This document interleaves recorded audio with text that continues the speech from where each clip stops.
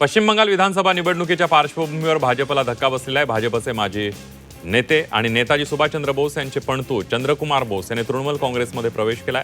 कोलकातामधल्या तृणमूल भवन इथं बोस यांनी राज्याचे शिक्षण मंत्री ब्रात्य बसू आणि खासदार कीर्ती आझाद यांच्या उपस्थितीमध्ये तृणमूल काँग्रेसमध्ये प्रवेश केलाय।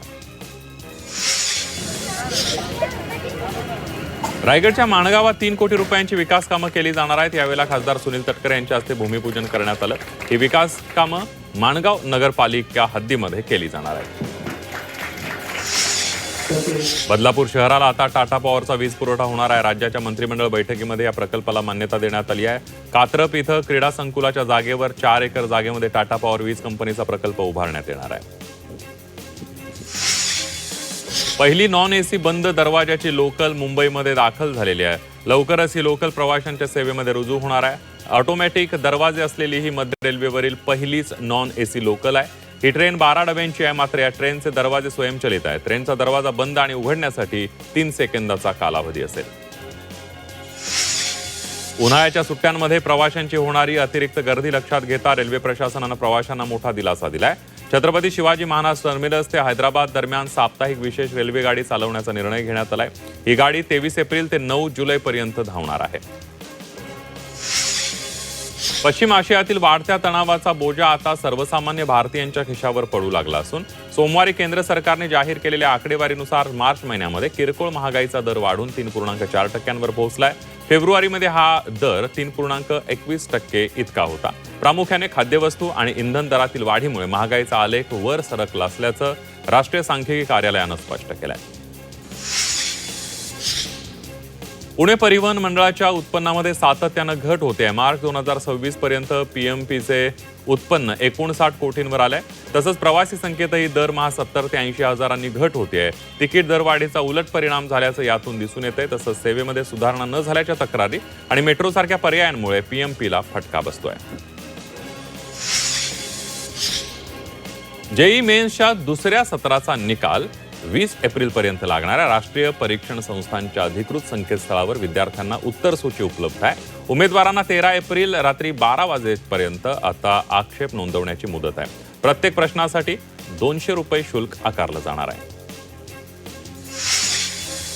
संभाजीनगरमध्ये सध्या शाळांमध्ये द्वितीय सत्राच्या परीक्षांचे धावपळ सुरू आहे। 2री ते 9वीच्या विद्यार्थ्यांची पॅट परीक्षा 22 एप्रिल रोजी संपणार आहे। त्याच दिवसापासून विद्यार्थ्यांना उन्हाळी सुट्टी जाहीर होणार आहे। यंदा उन्हाळी सुट्टीमध्ये शिक्षकांना जनगणनेचं काम सोपवण्यात आल्यानं विद्यार्थ्यांना सुट्टी असली तरी शिक्षकांना मात्र कर्तव्यावर हजर राहावं लागणार आहे।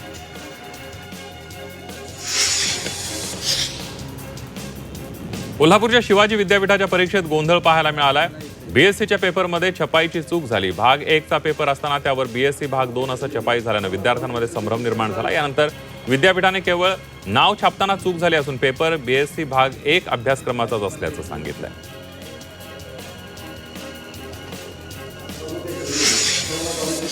डॉक्टर बाबासाहेब आंबेडकर जयंतीनिमित्त नांदेडमध्ये सर्वधर्मीय रॅली काढण्यात आली। डीजे मुक्त आणि विविध देखाव्यांची मिरवणूक लक्षवेधी ठरलेली आहे। बंजारा नृत्य, तारपा नृत्य, लेझिम यासह विविध देखाव्यांनी नांदेडकरांनी लक्ष वेधलेलं आहे। खासदार अशोक चव्हाण यांच्या हस्ते पुष्पार्पण करून मिरवणुकीला सुरुवात झाली।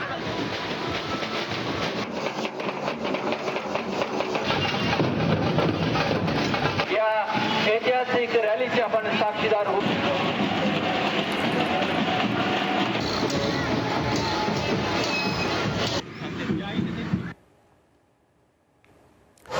बारामतीमध्ये जय पवार यांनी डॉक्टर बाबासाहेब आंबेडकरांना अभिवादन केलं। शहरातील आंबेडकरांच्या पुतळ्याला पुष्पहार अर्पण करून त्यांनी अभिवादन केलं। यावेळेला राष्ट्रवादीचे अनेक पदाधिकारीही उपस्थित होते।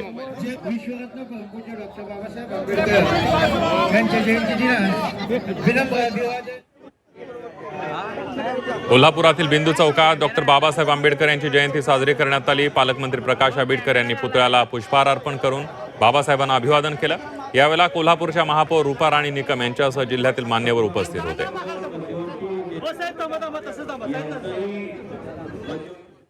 पिंपरी चिंचवडमध्ये आंबेडकर जयंतीचा उत्साह पाहायला मिळाला। पिंपरी चौकातील बाबासाहेब आंबेडकरांच्या पुतळ्यावर हेलिकॉप्टरमधून पुष्पवृष्टी करण्यात आली। यावेळेला पद्मश्री भिकल्या धिंड्या यांनी आपल्या तारपा वादनातून बाबासाहेब आंबेडकर यांना मानवंदना दिली। यावेळेला आदिवासी बांधवांनी तारपा नृत्य सादर केलं। बाबासाहेबांना अभिवादन करण्यासाठी भीम अनुयायांनी मोठी गर्दी केली होती।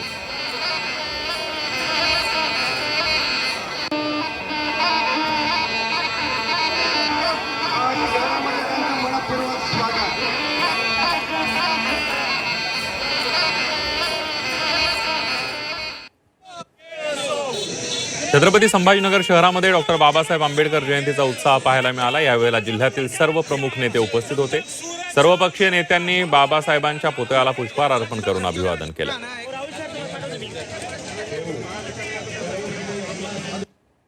चंद्रपुरात आंबेडकर जयंती उत्साहामध्ये साजरी करण्यात आली। यावेळेला पालकमंत्री डॉक्टर अशोक उईके यांनी बाबासाहेबांना अभिवादन केलं। यावेळेला बाबासाहेबांचे अनुयायी आणि प्रशासनातील उच्च अधिकारी मोठ्या संख्येने उपस्थित होते। बीडमध्ये आंबेडकर जयंती उत्साहामध्ये साजरी करण्यात आली। यावेळेला माजी मंत्री धनंजय मुंडे यांनी बाबासाहेब आंबेडकर यांच्या पुतळ्याला पुष्पहार अर्पण करून अभिवादन केलं।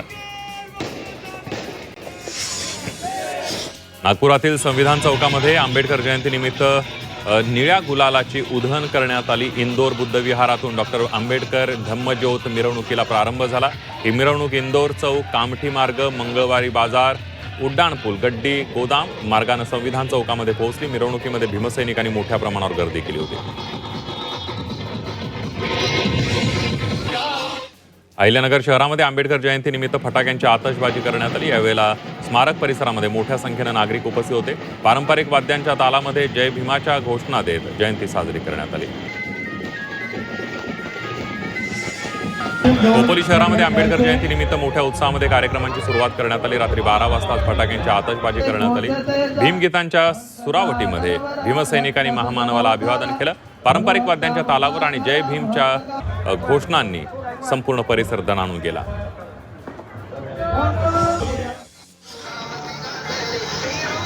यवतमाळमध्ये डॉक्टर बाबासाहेब आंबेडकरांच्या 135व्या जयंती उत्साहामध्ये साजरी करण्यात आली।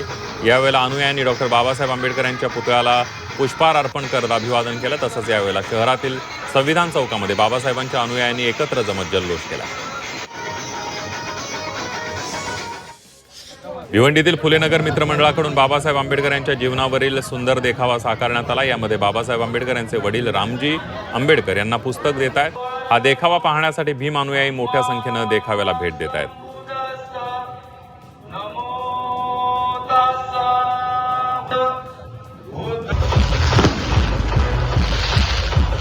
सोलापुरात भीम जयंतीचा उत्साह पाहायला मिळतोय। बाबासाहेबांच्या जयंतीनिमित्त शहरभर विविध कार्यक्रमांचं आयोजन करण्यात आलंय। भीम अनुयायांनी बाबासाहेबांना अभिवादन करण्यासाठी गर्दी केली होती।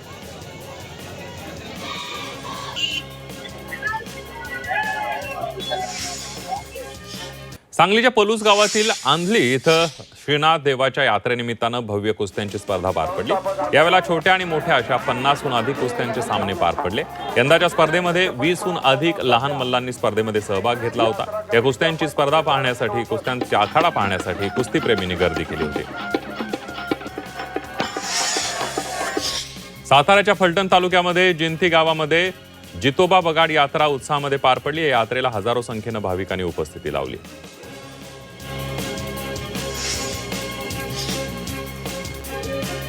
रत्नागिरीच्या मांडवी समुद्र किनाऱ्यावर कुस्तीचा थरार रंगला। यावेळेला मारुती बिर्जे हा पहिला रत्नसिंधू केसरी ठरलेला आहे। अत्यंत चुरशीच्या झालेल्या अंतिम सामन्यामध्ये मारुतीने स्वप्नील घडशीला चितपट करत मानाची चांदीची गदा आणि रत्नसिंधू केसरी हा किताब आपल्या नावावर केला। रत्नागिरीमध्ये काजू उत्पादनामध्ये घट झाली। हवामानाचा फटका आणि करपा रोगाच्या प्रादुर्भावामुळे दर्जावर परिणाम झालाय। त्यामुळे बागायतदार आर्थिक अडचणीत सापडलेत। काजू उत्पादनामध्ये तब्बल 80% घट झाली आहे। संभाजीनगर शहर परिसरामध्ये सोमवारी तापमानानं उच्चांक गाठलाय। हवामान विभागानं दिलेल्या अंदाजानुसार कमाल तापमानामध्ये वाढ सुरू झाली आहे। यंदाच्या उन्हाळ्यातील हे सर्वाधिक तापमान असून पुढील 4 दिवसांमध्ये हाही रेकॉर्ड मोडला जाण्याची शक्यता आहे। हिंगोलीच्या औंढा नागनाथ इथं शेतकऱ्यांच्या केळीच्या शेतातील पाईपलाईनची तोडफोड केलेली आहे। केळी पिकाला पाणी देण्यासाठी पाईपलाईन अज्ञानानं फोडल्यानं शेतकऱ्याचं नुकसान झालंय। दरम्यान या प्रकरणामध्ये औंढा नागनाथ पोलिसांमध्ये अज्ञाताविरोधात तक्रार दाखल करण्यात आली आहे। वाढत्या तापमानामुळे पाणी पातळी झपाट्यानं खालावत असून वाशिम जिल्ह्यातील पैनगंगा नदीवरील अनेक कोल्हापुरी बंधारे कोरडे पडले। त्यामुळे नदीकाठच्या शेतकरी आणि पशुपालकांसमोर जनावरांच्या पाण्याचा प्रश्न गंभीर झालाय। आधीच चाऱ्याची टंचाई भेडसावत असताना आता पाण्याचंही संकट आलंय। हिंगोलीच्या सेनगाव शहरामध्ये गॅस एजन्सी बाहेर गॅससाठी नागरिकांच्या रांगा लागलेल्या आहेत. या ठिकाणी गॅसचा काळाबाजार होत असून केवायसीच्या नावाखाली लूट होत असल्याचा आरोप करण्यात येतोय. मात्र पुरवठा विभाग याकडे दुर्लक्ष करत असल्याचं दिसून येत आहे.